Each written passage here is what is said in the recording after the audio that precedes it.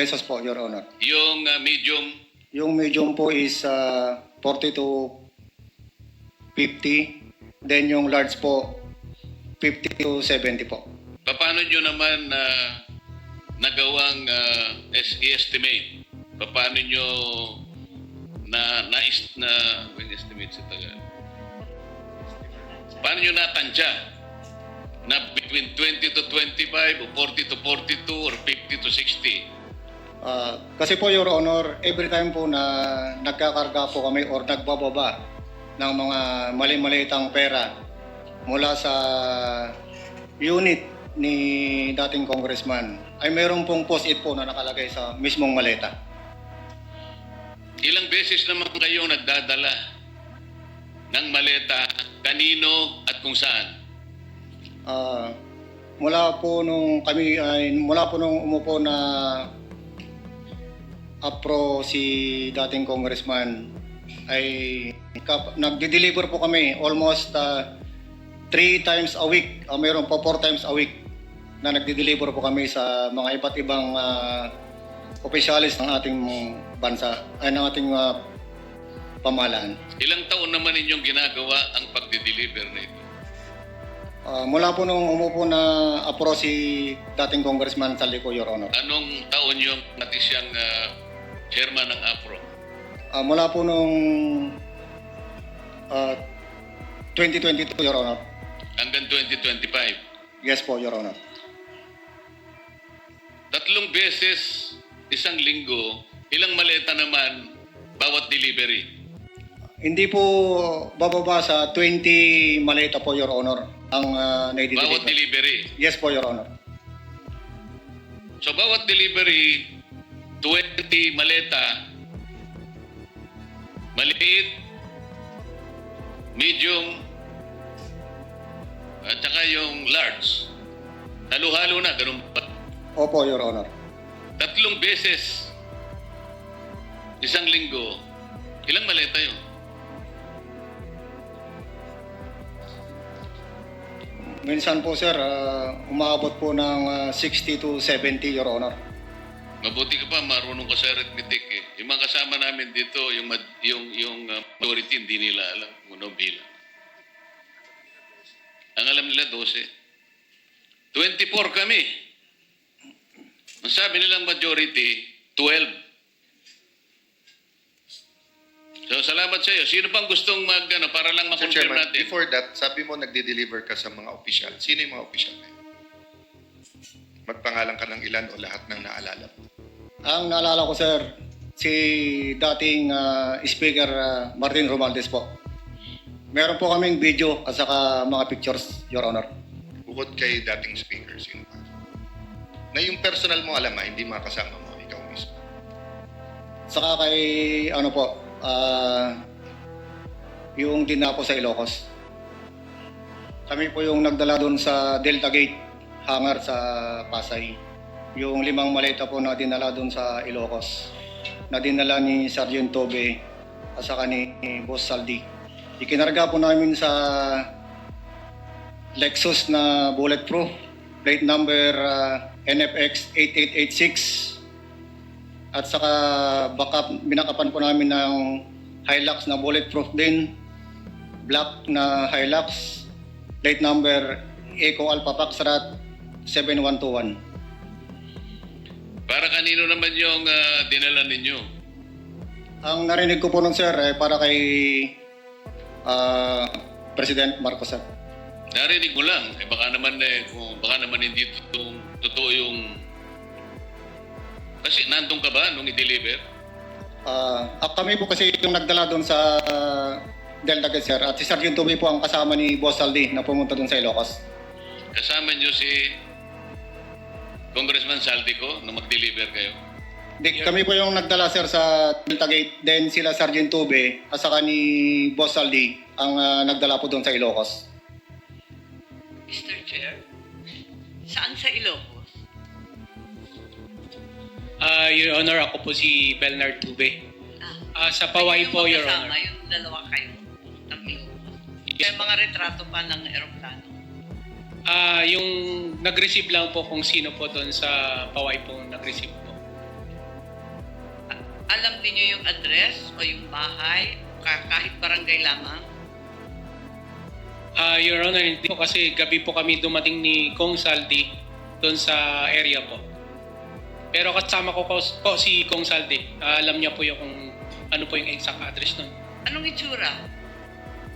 Naka-Utariu, ma'am, nakatabi po ng lake. Yung lugar po. Tabi ng lake o tabi ng dagat? Kasi gabi po, either dagat or lake yun, ma'am. Basta tabing tubig, Yes po. may bayin. Yes po. Tapos saan kayo? Doon ma'am sa Utariu na bahay, ma'am, kasi nakikita ko po yung mga picture nung ni dating president po na si Marcos din po. May picture din po sila ng family din po. Then yung room po may mga, yung telepono po kasi may mga pangalan po ng mga anak niya. At saka ni... So nakapasok pala kayo? Yes po. I see. Nakita ba ninyo yung kamag-anak nila o pamilya ng mga opisyal? Yung time na dumating po kami, Your Honor, is sila lang po. Nauna po si Kong Sandro, then next po si President, then si First Lady po yung dumating, nag-dinner po sila ni Kong Saldi. Andun pa rin kayo? Yes po. Kinamugaan na po kami bumalik po ng Maynila. Kailan kayo nagpa-picture? Nakita ko may mga barato pa kayo eh. Your Honor, natandaan ko 2022 pero di ko matandaan yung... Pero that was the same visit nung nagkatid kayo ng Yes po, maleta. yes, Your Honor. Thank you po. May mga kopya ba attached? I haven't had the time to look at this, Attorney Baligo. Do you have copies here? Because I've seen them before, but I'm not certain that they've been submitted officially to the committee and to the chairman. Yung picture po ni Sergeant Tube, nakasama si Congressman Sandro, and then, may picture po pero hindi ko sinama dyan. Meron din po siyang picture nakasama si BBM. Pero hindi ko rin po sinama sa affidavit. Kailan ninyo Sasubmit. may sasubmit yung mga larawan, mga pictures o video kaya na lalong magpapatibay nung inyong sinasabi sa umaga ito? Pagkatapos po nito, Your Honor, ay iipunin namin sa isang USB. In fact, nag-umpisa na kami mula nung natanggap namin ang imbitasyon ninyo. Pero marami po talaga ang iba't ibang sources. Itinago rin po kasi nila yung kanilang telepono. Dahil, alam niyo po... Sino po ang nagtago? Nung una po kasi, nung lumabas si Sergeant Gutesa, lahat sila ay pinatawag, no? Siguro sila ang magkwento mamaya. Pinatawag sila at right there and then, kinuha po yung kanilang telepono. Hindi, gusto ko sila nang magkwento. Sila Sino po, ang pwedeng magkwento doon sa bahagi na yon na sinasabi ni Atty. Baligod? Yung tungkol sa telepono, sino yung kumuha ng telepono? Your Honor. Pangalan po, pangalan. Ako pala si Biniis Buluntati. Your Honor, nung pumutok yung flood control po, 2024, nakapagsalita na po dito si Master Sergeant Orly Gutesa. Ngayon, maraming nagliligaw sa amin. Ano po? Nililigawan po kami na hindi na po kami magsalita para manahimik na lang po. Una dyan, napatawag kami sa... Sino po ang lumiligaw sa inyo? Si dating Chief of Staff, Nick Torre po. General Torre po. General Nick Torre. Yes po, Your Honor. Anong klaseng panliligaw naman ang ginawa sa iyo? Siyempre yung nanliligaw, kumbaga sa babaeng nililigawan, kung ano-ano ang ino-offer, minsan may bulaklak, may tsokolate, pinakikita ang kagandahang loob, lalaki, para lang maibig mo. Anong klaseng panliligaw ang ginawa niya? Una, Your Honor, kinausap kami na pirma ng affidavit na walang bisa namin yung mga sinasabi ni Orly Gutesa po. Ibig sabihin, pinagagawa kayo ng affidavit na huwag ninyong patotohanan Opo, Your Honor. yung mga pinagsasabi Opo, Your Honor. na nauna ni Sergeant Gutesa. Opo, Your Honor. Pumayag ba kayo? Katunayan nga, Your Honor, matagal kami pinagdebating dalawa eh. Simula alas 4 hanggang alas 7. Kaso lang yung apat na kasama ko, napilitan na silang pumirma, gawa nung naipit na po. Baka kami ay mapahamak po sa kanila. Mapahamak pong sarili namin po. Sa makatwid, Hindi siya nanliligaw, nananakot siya. Yung nanliligaw, malumanay, magandang approach. Pero natakot ang mga ibang kasama mo, nakapirma doon sa kanyang nakapirma, kagustuhan na huwag patotohanan yung sinasabing nauna ni Sergeant Gutesa. Yes, Your Honor. Bali, 5 kami po yung pumirma. Ako yung pinakahuling pumirma. Pero ngayon, sinasabi mo na napapirma ka lang dahil napilitan ka lang. Yes, Your Honor. Pagkatapos noon, ano naman ang pabuya na binigay sa iyo kung meron? Binigyan kami ng 50,000, Your Honor, para sa disturbance namin. Pakiulit nga po, magkano po? 50,000, Your Honor. Yen, Pesos. No? pesos. Opo. Sino nagbigay? Yung si Annalisa Gaspar po. Yung staff niya doon po. O ano naman ang, bakit nila kayo binigyan? Kayong lahat binigyan ng 50,000 pesos Yes, Your Honor. para manahimik Opo, Your at Honor. huwag patibayan ang pinagsasabi ni Sergeant Gutesa. Opo, Your Honor. At saka sa mga sunod na araw, Your Honor, pinatawag naman po uli kami na yung lahat ng cellphone po namin ibibigay po sa kanila. Sa anong dahilan? Papalitan po ng mga bago po, iPhone po. Ano bang klase yung mga cellphone nyo? Nokia? iPhone 16. So papalitan nila ng mas maganda. Yes, Your Honor. Alam ninyo yung dahilan kung ba't nila gagawin yon? Kasi nandun yung mga picture namin, Your Honor, na nakasave sa cellphone po namin. Ano pa lang nangyari? Paano kayo nagkaroon pa ng mga litrato Your na Honor, nasama dito sa inyong pinagsamang salaysay? meron po kaming nakasave sa iCloud po namin. Nautakan mo rin siya, di ba? Yes, Your Honor. Kahit babasagin po yung cellphone ko, hindi ko po i-restore sa isang cellphone po. Pinapatunayan pa ba ninyo yung sinasabi niya sa kayo po?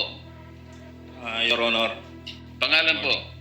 Rose Bertofan, idagdag ko lang po, ito po yung cellphone na binigay sa akin. Anong pakisabi mo kung anong klase ng cellphone para ma-record?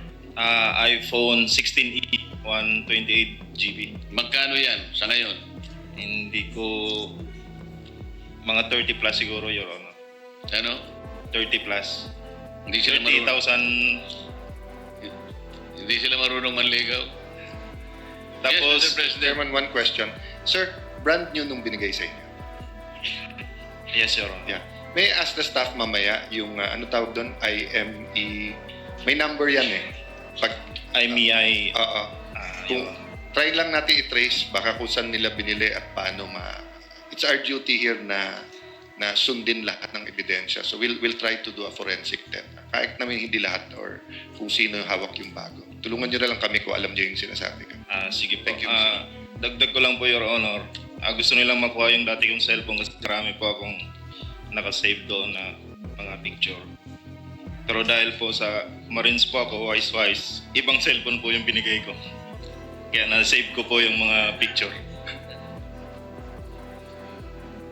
Sabi nga nila, Mr. President, nagtatalit-talinuhan man ang matsing, nauutakan din. Tama? Punta tayo ulit doon sa mga mali-maleta na binibigay ninyo. Dinadala mo. Kanino ba galing yung maleta na dinadala nyo sa bahay at mga lugar na pag-aari ni former Speaker Martin Romualdez na pinsang buo ni Senator Amy Marcos? Your Honor, yung maleta po na binibigay po kay Kong Saldi galing po sa ibang contractor po na nauna po na naimbestigahan na po dito. Na-establish na natin kung ilang beses sa loob ng isang linggo kayo nagdi-deliver at kung ano ang average na bilang ng maleta at yung nilalaman ng mga maleta na yon. Na isang araw nga ay hindi makapaniwala yung isa sa amin na para bang physically hindi po pwede na makapag-deliver kayo ng ganung kalaking halaga at parang gumawa pa siya ng parang time motion study. Imposible ito. Kaya ayaw niya kayong ipatawag dahil hindi siya makapaniwala na yung ganung kalaking pera ay pwede niyong i-deliver. Naniniwala ba kayo talagang na-deliver ninyo ng buong buo yung mga sinasabi nyo na nakasulat dito sa inyong pinagsamang salita? Anong lugar? Ano-anong addresses? Isa lang ba ang bahay na pinagdalhan ninyo sa bahay Martin Romualdez o may iba pang mga lugar kagaya ng binabanggit nyo rito? Kailangan ma-record po lahat ito. Bagamat ito pong binigay na copy ngayon, ay magiging parte na po ng record ng Blue Ribbon Committee. Your Honor, yung sa kay dating Speaker Martin Romualdez po, nag-umpisa nung umupo si Kong Saldico sa Chairman ng Appropriation, simula September hanggang natapos yung termino niya po, slice ko na lang po. Simula September 2022 sa 14 Nara Street po kami nagde-deliver hanggang 22 to 23 December po.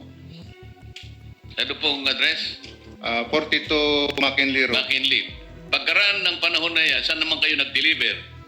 2024 po hanggang natapos yung termino ni Boss.